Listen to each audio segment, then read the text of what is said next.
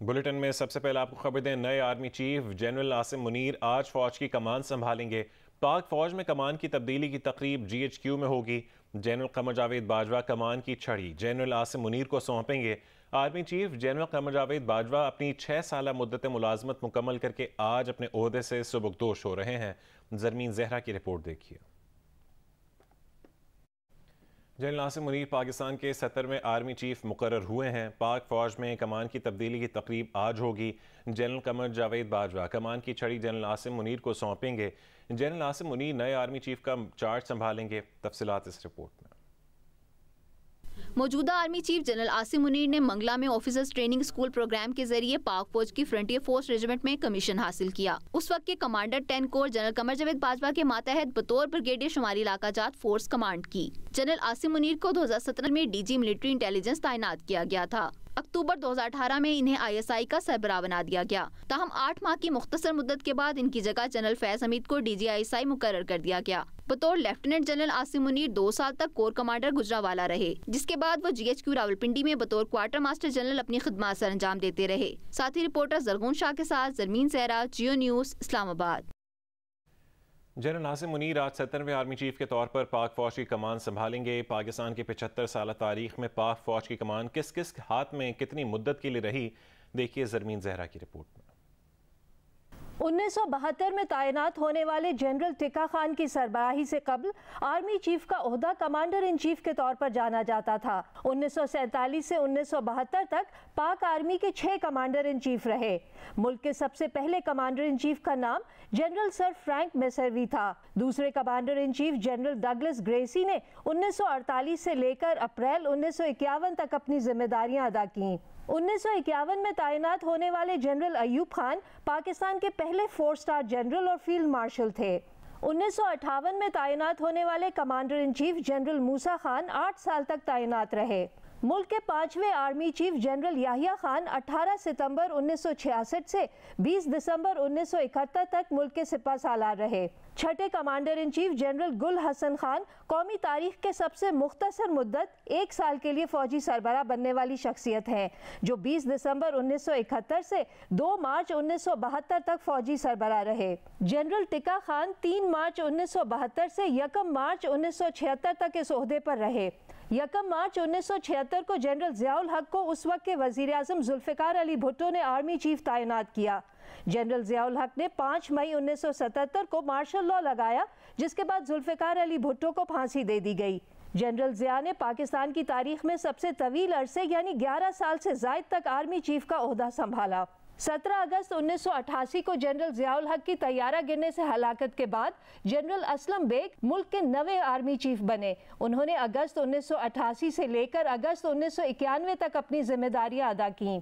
General Asif Nawaz को 16 अगस्त 1991 को तैनात किया गया। उन्होंने जनवरी 1993 तक अपनी जिम्मेदारियां अदा की। जनरल अब्दुल वहीद काकड़ 1993 से जनवरी 1996 तक तैनात रहे। 12वें आर्मी चीफ जनरल जहांगीर करामत ने जनवरी 1996 से 1998 तक जिम्मेदारियां अदा की। 13वें army chief general Pervez Musharraf अक्टूबर 1998 से लेकर नवंबर 2007 तक पाक फौज के सरबराह रहे। जनरल अशफाक परवेज कियानी 2007 से नवंबर 2013 तक फौज के सिपहसालार रहे। आर्मी चीफ जनरल राहिल शरीफ ने नवंबर 2013 से नवंबर 2016 तक फराइज अंजाम दिए। मुल्क के 16वें army chief general Qamar Javed Bajwa ने अपना ओहदा नवंबर 2016 को संभाला। वो 29 नवंबर 2022 तक आर्मी चीफ रहे। लेफ्टिनेंट जनरल फैज़ हमीद ने कबल अज़ वक्त रिटायरमेंट ले ली है। ज़राए के मुताबिक लेफ्टिनेंट जनरल फैज़ हमीद ने तहरीरी इस्तीफ़ा नहीं दिया था। उन्होंने कबल अज़ वक्त रिटायर होने से ज़बानी आगाह किया। उनकी ख्वाहिश को कबूल कर लिया गया और चंद रोज़ पहले वो कबल अज़ वक्त रिटायर हो गए।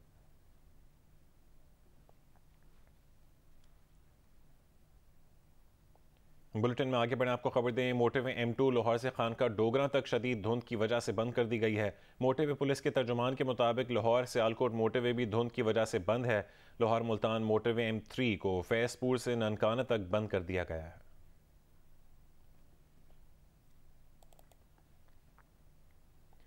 मौसम तब्दील होते ही मुल्तान में सुबह के औकात में धुंध पड़ने का सिलसिला शुरू हो चुका है और साथ ही स्मॉग में भी इजाफा हो गया है। तफसीलात बताएंगे जियो न्यूज़ के नुमाइंदे इमरान चौधरी। जी, मुल्तान शहर और इसके गिरदोनवाब में सुबह के औकात में धुंध पड़ने का सिलसिला शुरू हो गया है। इसके साथ ही फ़िज़ाई आलूदगी में इजाफे की वजह से स्मोक भी जो है वो दोबारा शुरू हो गई है। गुज़िश्ता 15 रोज़ से स्मोक का ख़ात्मा हो गया था, लेकिन अब दोबारा से ईंटों के भट्टे चालू हो गए हैं। वो फ़िज़ा में गंदा आलूदा धुआँ छोड़ रहे हैं। इसके अलावा इंडस्ट्रियल स्टेट में जो फैक्ट्रियाँ इंतज़ामिया की जानिब से सील की गई थी धुआँ छोड़ने पर, वो भी दोबारा से चालू हो गई हैं। इसके अलावा जो फसलों की बाकियात पर जलाने पर पाबंदी लगाई गई थी, उसमें भी नरमी होने की वजह से एक मरतबा फिर स्मोक का सिलसिला शुरू हो गया है। दूसरी जानिब अगर धुंध की बात की जाए तो हाईवे पुलिस और मोटरवे पुलिस की जानिब से सुबह के औकात में सफ़र करने वालों के लिए हिदायत जारी कर दी गई हैं और उनका ये कहना है कि जो स्लो मूविंग व्हीकल्स हैं वो मोटरवेज़ पर और हाईवेज़ पर रिफ्लेक्टर का इस्तेमाल ज़रूर करें। इस वक्त गन्ने की क्रशिंग भी शुरू हो गई है और ख़ास तौर पर जो गन्ने की ट्रालियाँ लोड होकर रात के औकात में सफ़र करती हैं उनके लिए खुसूसी तौर पर हिदायत जारी की गई हैं कि वो रिफ्लेक्टर का इस्तेमाल करें। और धुंध तो सुबह 7 साढ़े 7 बजे तकरीबन ख़त्म हो जाती है, लेकिन स्मोक का सिलसिला जो है वो तमाम दिन जो है वो जारी रहता है। जी, पंजाब असम्बली बचाने के लिए नून लीग का इत्तेहादी जमात पीपल्स पार्टी से राबता हुआ। हसन मुर्तज़ा की क़यादत में पीपल्स पार्टी के वफ्द आज मॉडल टाउन पहुँचेगा। आइंदा की हिकमत अमली तय की जाएगी। मुस्लिम लीग नून के रहनुमा अता तारिर ने कहा है कि पंजाब असम्बली को बचाने के लिए आखिरी हद तक जाएंगे, तमाम ऑप्शंस इस्तेमाल करेंगे। उस्मान भट्टी की रिपोर्ट देखिए। इमरान खान के असम्बलियां तहलील करने के ऐलान पर नून लीग का हंगामी इजलास। असम्बलियों को तहलील होने से रोकने के लिए गवर्नर राज लगाएं, वज़ीर आला को एतमाद का वोट लेने का कहें या तहरीक अदम एतमाद लाएं। हमजा शहबाज अरकान असम्बली के साथ सर जोड़कर बैठ गए। 2 घंटे जारी रहने वाले इजलास में सारे ऑप्शन इस्तेमाल करने का फैसला। गवर्नर राज का भी ऑप्शन मौजूद है, उस पर भी मशावरत हुई है, मगर बात यह है कि आसिफ अली जरदारी साहब ने अपने पार्लिमानी लीडर हसन मुर्तज़ा को नामजद किया है मुज़ाकरात के लिए और मशावरत के लिए। कल हसन मुर्तज़ा साहब यहाँ तशरीफ़ लाएंगे, उनसे डिटेल में बात होगी जिसमें तमाम कानूनी ऑप्शंस इंक्लूडिंग गवर्नर राज, इंक्लूडिंग अदम एतमाद, एतमाद का वोट, ये तमाम ऑप्शन ज़ेर गौर आएंगे। अज़मा बुखारी वज़ीर आला पंजाब पर बरस पड़ी, कहा पंजाब असम्बली गुजरात की नहीं सूबे के अवाम की असम्बली है, गुंडागर्दी नहीं चलेगी। पंजाब असम्बली क्या किसी की जागीर है? पंजाब असम्बली क्या गुजरात की असम्बली है? आपने वहाँ गुंडे भर्ती कर लिए, इसका मतलब ये है कि आप उसको गुंडों की तरह चलाएंगे? आई एम सॉरी, ऐसा नहीं हो सकता। हमजा शहबाज ने पंजाबी असम्बली बचाने के लिए इत्तेहादी जमात पीपल्स पार्टी से राब्ता करने का फैसला भी कर लिया। मंगल के रोज हसन मुर्तज़ा की क़यादत में पीपल्स पार्टी का वफद मॉडल टाउन पहुंचेगा, जहां आइंदा की हिकमत अमली तय की जाएगी। कैमरामैन ख्वाजा आमिर के साथ उस्मान अहमद भट्टी, जियो न्यूज़, लाहौर। लाहौर में तहरीक इंसाफ के इमरान खान की ज़ेर सदारत इजलास में पंजाब और खैबर पख्तूनख्वा असम्बली तहलील करने के फैसले की तौसीक़ कर दी गई है। फवाद चौधरी का कहना है कि जुमे को पंजाब और हफ्ते को खैबर पख्तूनख्वा की पार्लिमानी पार्टी का इजलास होगा, जिसके बाद असम्बलियाँ तहलील कर दी जाएंगी। शहबाज शरीफ और PDM भी गौर करें, कौमी असम्बली को तहलील करके आम इंतखाबात का ऐलान किया जाए। लाहौर से रिपोर्ट करेंगे जाहिद शेरवानी। PTI की मरकज़ी क़यादत का इजलास इमरान खान की ज़ेर सदारत ज़मान पार्क में हुआ, जिसमें वज़ीर आला KPK ने भी शिरकत की। इजलास में असम्बलियों की तहलील और आइनी ऑप्शंस पर गौर के लिए शाह महमूद कुरैशी की सरबराही में कमेटी भी तश्कील दी गई। मीडिया से गुफ्तगू में फवाद चौधरी का कहना था, निगरान हुकूमत बनाने के लिए प्रोसेस भी शुरू किया जाएगा, अपोजिशन को भी नाम देने की दरख्वास्त की जाएगी। टिकट के लिए जो प्रोसेस है वो शुरू किया जा रहा है। पंजाब की वज़ीर आला जो हैं वो मिलेंगे इमरान खान साहब से। जुमे के दिन पंजाब की पार्लिमानी पार्टी का इजलास बुला लिया गया है और हफ्ते को खैबर पख्तूनख्वा की इजलास जो है वो बुला लिया गया है और इन दोनों इजलासों के बाद ये असम्बलियाँ तहलील कर दी जाएंगी। 567 सीटें जो है वो खाली हो जाएंगी और इनके ऊपर इलेक्शंस होंगे। फवाद चौधरी का कहना था, हमारे कारकुनों की शहादत पर किसी अदालत ने नोटिस नहीं लिया। आजम स्वाति के बेटे का इमरान खान को फ़ोन आया कि उनके बाप को पुलिस मुकाबले में मार दिया जाएगा। जुमेरात को सुप्रीम कोर्ट लाहौर रजिस्ट्री के बाहर खवातीन और बच्चों का एहतजाज होगा, जबकि जुम्मे को वकला कन्वेंशन करेंगे। पार्टी क़यादत आजम स्वाति के साथ खड़ी होगी। आजम स्वाति को इंसाफ नहीं मिला और उसने आके सख्त बात कर दी, आपने फिर उसको गिरफ्तार कर लिया। उनका बेटा जो है उसका रोते हुए फ़ोन आया है इमरान खान साहब को कि आजम स्वाति को पुलिस मुकाबले में कत्ल करवा दिया जाएगा। अभी उनका बेटा कह रहा है कि उसे अदालत में पेश ना करें, हमारी इतला ये है कि उसको गोली मरवा दी जाएगी। फवाद चौधरी का कहना था, हम हुकूमत गिराने नहीं, पाकिस्तान बचाने रावलपिंडी गए थे। इलेक्शन कमीशन नून लीग का तर्जुमान बनने की बजाय 90 दिन में इलेक्शन कराए। कैमरामैन AR अदनान और रिपोर्टर जिशान बख्श के साथ जाहिद शेरवानी, जियो न्यूज़, लाहौर। नून लीग के रहनुमा जावेद लतीफ़ ने दावा किया है कि पंजाब और खैबर पख्तूनख्वा में असम्बलियाँ नहीं टूटेंगी। खैबर पख्तूनख्वा असम्बली के तहरीक इंसाफ के रकीन हमारे राब्ते में हैं। कैपिटल टॉक में शरीक बैरिस्टर सैफ ने कहा कि खैबर पख्तूनख्वा में गवर्नर राज के हक में करारदाद पास नहीं हो सकती। गवर्नर राज वफाकी हुकूमत लगा सकती है? जो दावा कर रहे हैं गवर्नर राज लगाने के, वो ज़राइन पर या तो सूबे की असम्बली उसको इस करारदाद को पास करे। सूबे की असम्बली जाहिर है अपोजिशन PDM की तो इतनी औकात नहीं है खैबर पख्तूनख्वा में कि वो कोई भी करारदाद मेजॉरिटी के साथ पास कर सके। वो तो PTI ही की है 2/3 मेजॉरिटी। अगर इमरान खान खैबर पख्तूनख्वा और पंजाब असम्बली डिसॉल्व कर देते हैं तो आपको 3 महीने के अंदर इन 2 सूबों में इलेक्शन करवाना पड़ेगा। भाई ये असम्बलियां नहीं टूटेंगी, ये लिख के रख लें, किसी सूरत नहीं टूटेंगी। खैबर पख्तूनख्वा में भी एक बड़ा धड़ा जो है उससे हमारी बात तकरीबन ऑलमोस्ट मुकम्मल हो चुकी है। पंजाब में हमारी मेजॉरिटी है। वफाकी हुकूमत जो है वो पंजाब और खैबर पख्तूनख्वा में गवर्नर राज लगा सकती है। चीफ मिनिस्टर की एडवाइस पे वो तोड़ी जा सकती है असेंबली। उसको एडवाइस करनी होगी चीफ मिनिस्टर को, गवर्नर के कि आप लगा दे, वो उसका प्रोगेटिव है। अच्छा, अगर गवर्नर रिफ्यूज कर दे कि मैं असेंबली नहीं तोड़ना चाहता, सॉरी, फिर वो नहीं कर सकता ना। देखिए, क्योंकि ये बाइंडिंग एडवाइस बाइंडिंग होती है, इस पे भी जजमेंट्स हैं सुप्रीम कोर्ट की। रहनुमा पीपल्स पार्टी कमर ज़मान कारी ने कहा कि इमरान खान एक जानिब अदम इस्तेहकाम की बात कर रहे हैं, दूसरी जानिब अदम इस्तेहकाम बढ़ा रहे हैं। जियो न्यूज़ के प्रोग्राम आज शाहज़ेब खानज़ादे के साथ में गुफ्तगू करते हुए उन्होंने कहा कि इमरान खान शराइत नहीं मुतालबा सामने रखें तो बात हो सकती है। खान साहब की हठधर्मी अगर खत्म होती शाहज़ेब साहब, तो हम तो बहुत पहले एंगेज कर लेते। हमने तो उन्हें हमेशा कहा कि जी आप सियासी कुव्वतों से बैठिए। उनका जो मुतालबा था कि ये मेरी शर्त है, शर्त माने। हम हमेशा कहते थे कि शर्तों से जो होते हैं डायलॉग नहीं होते। आप अपना मुतालबा रखिए और मुतालबे के साथ बात कर लेते हैं, और जो भी वे फॉरवर्ड होगा एक दरमियानी रास्ता निकल सकता है। 2-4 महीने इलेक्शन पहले हो जाए या बाद में हो जाए, कौन सी क़यामत आ जाएगी। ये तो इमरान खान की अपनी हठधर्मी है। वो एक तरफ कह रहे हैं कि मुल्क में पॉलिटिकल अनस्टेबिलिटी है, दूसरी तरफ अनस्टेबिलिटी बढ़ाने जा रहे हैं। अगर खान साहब इस तरफ लेके जाना चाहते हैं तो हम रोकने की तो भरपूर कोशिश करेंगे, लेकिन हम उनके नाजायज मुतालबे तो नहीं मान सकते। हम उसके असरात को रोकने की कोशिश करेंगे।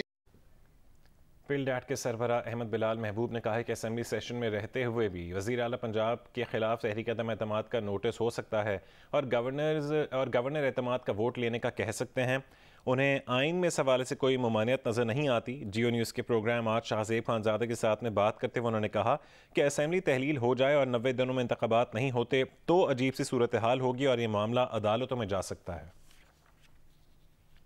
मैंने तो जिस हद तक कॉन्स्टिट्यूशन का मुतालिया किया है और असेंबली के रूल्स पढ़े हैं, मुझे तो इनमें कहीं कोई ममानियत नज़र नहीं आती कि इन दोनों के लिए तहरीक अदम एतमाद का नोटिस भी जमा किया जा सकता है और गवर्नर साहब चीफ मिनिस्टर से एतमाद का वोट लेने के लिए भी कह सकते हैं। इसी तरह प्रेसिडेंट भी प्राइम मिनिस्टर से एतमाद का वोट लेने के लिए कह सकते हैं। मुझे भी समझ में नहीं आ रही कि कैसे इलेक्शन रुक सकेंगे। अगर उन्होंने वाकई असम्बलियाँ तहलील कर दी, उसके बाद उसे कैसे रोका जा सकेगा। इलेक्शन तो फिर 90 दिन के अंदर होने हैं, लेकिन एक अजीब सूरत हाल पैदा हो जाएगी क्योंकि पाकिस्तान में कभी आईनी तौर पर ऐसे हुआ नहीं। 2-3 दिन का वक्फा तो होता रहा है। ये ऐसी बात है जिसको लेके आप असेंबली अदालत में जा सकते हैं। फुटबॉल वर्ल्ड कप में ग्रुप मरहले के 2 राउंड्स इख्तिताम को पहुंच गए। आज से तीसरे राउंड के मैचेस खेले जाएंगे। ग्रुप ए और ग्रुप बी के मुकाबले होंगे। इक्वाडोर और सेनेगाल, ईरान और अमेरिका, वेल्स और इंग्लैंड अगले मरहले में रसाई की जंग लड़ेंगे। आज ग्रुप ए के सिलसिले में मैच इक्वाडोर और सेनेगाल के दरमियान होगा। ये मुकाबला सेनेगाल के लिए अहमियत का हामिल है, जिसे अगले मरहले तक रसाई के लिए ये मैच लाजमी जीतना होगा। ड्रॉ की सूरत में इक्वाडोर आखिरी 16 टीमों में पहुंच जाएगा। इसी ग्रुप का एक और मैच नीदरलैंड और मेजबान कतर के दरमियान होगा। ये दोनों मैचेस पाकिस्तानी वक्त के मुताबिक रात 8 बजे होंगे। रात 12 बजे ग्रुप बी के दोनों मैचेस होंगे, जिसमें ईरान और अमेरिका और वेल्स और इंग्लैंड की टीमें मद्दे मुकाबल होंगी। Central Asian volleyball championship Pakistan ने ईरान को 3-0 से हरा दिया। पाकिस्तान और ईरान पहले के फाइनल के लिए क्वालिफाई कर चुकी है। इवेंट का फाइनल आज खेला जाएगा। लाहौर में जारी सेंट्रल एशियन वॉलीबॉल चैंपियनशिप में पाकिस्तान ने एशियन चैंपियन ईरान को 3-0 से आउट क्लास किया। पाकिस्तान ने 25-22, 25-20 और 25-17 से कामयाबी हासिल की। पाकिस्तान और ईरान की टीमें पहले ही इवेंट के फाइनल में पहुंच चुकी हैं। इवेंट के आखिरी लीग मैच में श्रीलंका ने अफगानिस्तान को 1 के मुकाबले में 3 सेट से हराया। सेंट्रल एशियन वॉलीबॉल चैंपियनशिप का फाइनल आज पाकिस्तान और ईरान के दरमियान होगा। फाइनल से पहले श्रीलंका और बांग्लादेश के दरमियान तीसरी पोजीशन का मैच खेला जाएगा। इवेंट के तमाम मैचेस जियो सुपर से बराह रास्त नशर किए जा रहे हैं। 17 बरस बाद पाकिस्तान आने वाली इंग्लैंड की टेस्ट टीम के एजाज़ में पाकिस्तान में बरतानिया के हाई कमिश्नर क्रिश्चियन टर्नर ने इस्तकबालिया दिया। पाकिस्तानी खिलाड़ियों के अलावा सियासी और समाजी शख्सियात ने भी शिरकत की। इस्लामाबाद में होने वाली बरतानवी हाई कमिश्नर की तकरीब में पाकिस्तान और इंग्लैंड के टेस्ट स्क्वाड ने शिरकत की, जिसमें सियासी शख्सियात ने भी शिरकत की। उनमें वफाकी वजीर मरियम औरंगजेब, स्पीकर कौमी असम्बली राजा परवेज अशरफ, वजीर खजाना इसहाक डार, खुर्रम दस्तगीर और शाहजैन बुख्ती के अलावा सेनेटर फैसल जावेद, अली जैदी और जुल्फी बुखारी भी शामिल थे। उनके अलावा पाकिस्तान क्रिकेट टीम के साबिक कप्तान मोहम्मद हफीज, लाहौर कलंदर्स के चीफ एग्जीक्यूटिव आतिफ राना और हेड कोच आकिब जावेद भी तकरीब का हिस्सा बने। इस मौके पर बरतानवी हाई कमिश्नर ने पाकिस्तान और इंग्लैंड के लिए सीरीज के हवाले से नेक ख्वाहिशात का इजहार किया। उन्होंने कहा कि वो बेन स्टोक्स का शुक्रिया अदा करते हैं, जिन्होंने सैलाब ज़दगान की इमदाद के लिए मैच फीस देने का ऐलान किया। वज़ीर इत्तलात मरियम औरंगजेब का कहना है कि 17 बरस बाद इंग्लैंड की टेस्ट क्रिकेट टीम का आना पाकिस्तान पर एतमाद का इजहार है। उन्होंने कहा कि टेस्ट सीरीज़ के शुरू होने का इंतज़ार है। इंग्लिश कप्तान बेन स्टोक्स का सैलाब ज़दगान की इमदाद का ऐलान काबिल तहसीन जज्बा है। वो इस्लामाबाद में जियो न्यूज़ के नुमाइंदे अरफा फ़िरोज़ की से खुसूसी गुफ्तगू कर रही थी। I think excitement is in the air. इतनी ज़्यादा एक्साइटमेंट है इस इवेंट में भी जो ब्रिटिश हाई कमीशन ने दोनों टीम्स के एजाज़ में किया है, और पूरे पाकिस्तान में जो जज्बा इस वक्त है। 17 साल बाद English cricket team test match के लिए आई है। आई थिंक 2005 में आखिरी दफ़ा आई थी। तो ये इनका आना सिर्फ एक क्रिकेट टीम का आना नहीं होता, बल्कि ये वो कॉन्फिडेंस होता है जो बाकी तमाम इंटरनेशनल क्रिकेट टीम्स को देता है। पाकिस्तान में मैचेस होंगे, उसके बाद जो पूरी आवाम है ये उसके लिए एजाज़ की बात है, एंटरटेनमेंट है, यूथ की कितनी मस्बत इंगेजमेंट है। और जैसे मैंने पहले कहा कि जो क्रिकेट है वो हमारी सकाफत का हिस्सा है। कैप्टन है जो उन्होंने जज्बा दिखाया है, उन्होंने अपना इंग्लिश टीम ने जो अपना उनकी जो फ़ी है इस टेस्ट मैच की, उन्होंने फ्लड विक्टिम्स के लिए प्राइम मिनिस्टर ने भी उसको ऑफिशियली रिकग्नाइज़ किया है। पूरी पाकिस्तान की जो आवाम है वो उनको खराज तहसीन पेश करती है। पाकिस्तान में 17 साल बाद होने वाले पाकिस्तान इंग्लैंड टेस्ट मैच की तैयारियां उरूज पर पहुंच गईं। दोनों टीमों ने पिंडी क्रिकेट स्टेडियम में भरपूर प्रैक्टिस की। 17 साल बाद पाकिस्तान में पाक इंग्लैंड टेस्ट के लिए तैयारियां उरूज पर पहुंच गई। इंतजामात को आखिरी शक्ल दी जाने लगी। टीमों की तैयारियां भी शुरू हो गईं। पिंडी क्रिकेट स्टेडियम में इंग्लिश टीम ने पहला प्रैक्टिस सेशन किया। खिलाड़ियों ने फिजिकल ट्रेनिंग, बॉलिंग, बैटिंग और फील्डिंग की भरपूर प्रैक्टिस की। प्रैक्टिस सेशन के बाद प्रेस कॉन्फ्रेंस में इंग्लिश टीम के हेड कोच ब्रेंडन मैककलम ने कहा कि पाकिस्तान के खिलाफ जारहाना क्रिकेट खेलने की कोशिश करेंगे। टीम ने पिंडी स्टेडियम में भरपूर ट्रेनिंग की। उम्मीद है कि टेस्ट के लिए अच्छी विकेट तैयार होगी। उन्होंने कहा कि शाहीन शाह अफरीदी की अदम दस्तियाबी पाकिस्तान के लिए बहुत बड़ा नुकसान है। पाकिस्तान में इंटरनेशनल क्रिकेट की वापसी पर खुशी हुई है। यहाँ क्रिकेट के बहुत जज्बाती शायकीन हैं। दूसरी जानिब पाकिस्तान क्रिकेट स्क्वाड ने भी पिंडी स्टेडियम में ट्रेनिंग की। खिलाड़ियों ने कोचेस की निगरानी में बैटिंग और बॉलिंग की प्रैक्टिस की। पाकिस्तान और इंग्लैंड के दरमियान 3 टेस्ट पर मुश्तमिल सीरीज का पहला टेस्ट जुमेरात से शुरू होगा। 7वें हसन तारिक रहीम नेशनल टेनिस चैंपियनशिप का लाहौर में आगाज़ हो गया। अकील खान अपने एजाज़ का दिफा करेंगे। साबिक खिलाड़ियों के लिए इवेंट में 13 लाख रुपए की इनामी रकम रखी गई है। लाहौर जिमखाना क्लब में नेशनल टेनिस चैंपियनशिप का मेला सज गया। पाकिस्तान के टॉप सीडेड प्लेयर एक्शन में हैं। पहले दिन मैन सिंगल्स में अकील खान ने अहमद नाइल कुरैशी को 6-4 और 6-3 से शिकस्त दे दी। मोहम्मद आबिद ने हामिद इसरार को 6-3 और 6-0 से हराया। यूसुफ खलील ने इसरार गुल को 6-2 और 6-2 से मात दी। मैन सिंगल्स के चौथे मैच में मुजम्मिल मुर्तज़ा ने काशिफ रहमत के खिलाफ 6-2 और 6-3 से कामयाबी हासिल की। बॉयज अंडर 18 के मैच में महातीर मोहम्मद ने मोहम्मद सालार को 6-2 और 6-3, जबकि एहतशाम हुमायूं ने मोहम्मद तला खान को 6-1 और 6-1 से शिकस्त दी। नेशंस कप हॉकी टूर्नामेंट में पाकिस्तान ने मायूस कुन आगाज किया। मेजबान जनूबी अफ्रीका ने 2 के मुकाबले में 6 गोल से शिकस्त दे दी। जनूबी अफ्रीका में FIH मेंस नेशन कप का आगाज हो गया। पाकिस्तान टीम अपने पहले मैच में जनूबी अफ्रीका के मद्दे मुकाबल थी, जिसमें मेजबान टीम ने शुरू ही से दबाव रखा और वक्फे से गोल भी करती रही। उसने पाकिस्तान के खिलाफ 2 के मुकाबले में 6 गोल से कामयाबी हासिल की। पाकिस्तान की जानिब से रमान और अरशद लियाकत ने गोल किए। पाकिस्तान इवेंट में अपना दूसरा मैच आज आयरलैंड के खिलाफ खेलेगा, जबकि कौमी हॉकी टीम 1 दिसंबर को दोपहर 2 बजे फ्रांस के मद्दे मुकाबल होगी। पाक फौज में कमान की तब्दीली की तकरीब की वजह से रावलपिंडी सदर से फैजाबाद स्टेशन तक मेट्रो बस सर्विस आज बंद रहेगी। इंतजामिया मेट्रो बस सर्विस के मुताबिक मेट्रो बस सर्विस सुबह 6 बजे से शाम दोपहर 3 बजे तक बंद रहेगी।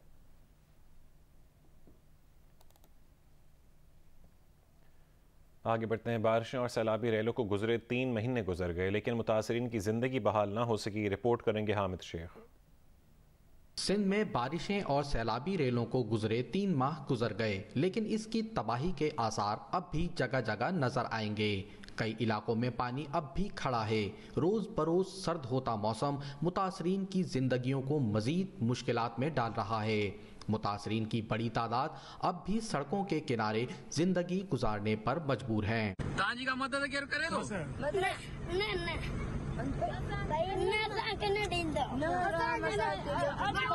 सिंध में जिन जिन इलाकों से पानी निकल चुका है, वहाँ गरीब किसान जमीन का सीना चीर कर फसल के लिए तैयार करते नजर आएंगे। किसान बीजों की फराहमी समेत हुकूमती ऐलान पर अमल दरामद न होने का शिकवा करते नजर आते हैं।